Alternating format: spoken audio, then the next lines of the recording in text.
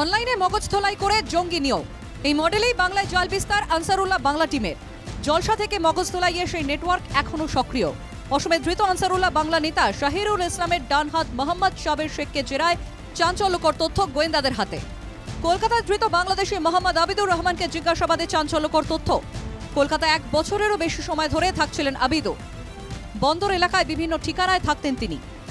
2 মাস অন্তর বাড়ির ঠিকানা বদল করতেন। পাকাপাকিভাবে ভারত থেকে যাওয়ার পরিকল্পনা ছিল তার। উদ্ধার হওয়া আধার ও প্যান কার্ড 2017 সালে বানানো হয়েছিল। মধ্যমগ্রামে দেবগড়ে ঠিকানা ব্যবহার করে বানানো হয়।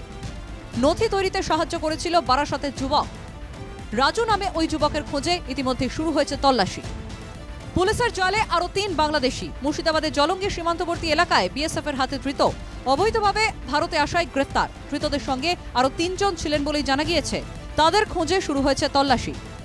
বিনা পাসপোর্টে ভারত থেকে বাংলাদেশে যাওয়ার আগেই পুলিশের জালে 2 বাংলাদেশি। ধৃতদের মধ্যে রয়েছেন এক মহিলাও।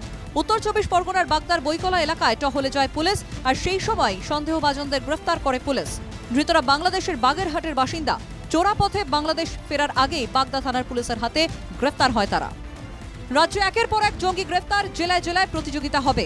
এবার তৃণমূল নেতাদের জঙ্গিশ্রী দেওয়া হবে। বিস্ফোরক মন্তব্য সুকান্ত মজুমদারের।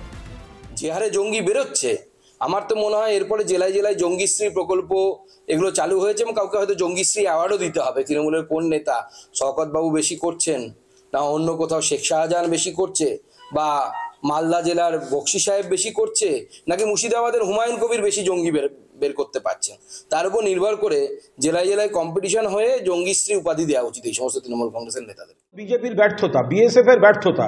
এবার জনবহুল এলাকা, কখনো কোথাও কেউ গিয়ে দাঁড়ালে কোনো জনপ্রতিনিধি বিভ্রান্ত হতে পারেন, কিন্তু তাদের একতরফা দোষারোপ না করে কি করে সীমান্ত দিয়ে ঢুকছে এই কৈফিয়তটা তো বিএসএফকে দিতে হবে, কেন্দ্রীয় সরকারকে দিতে হবে।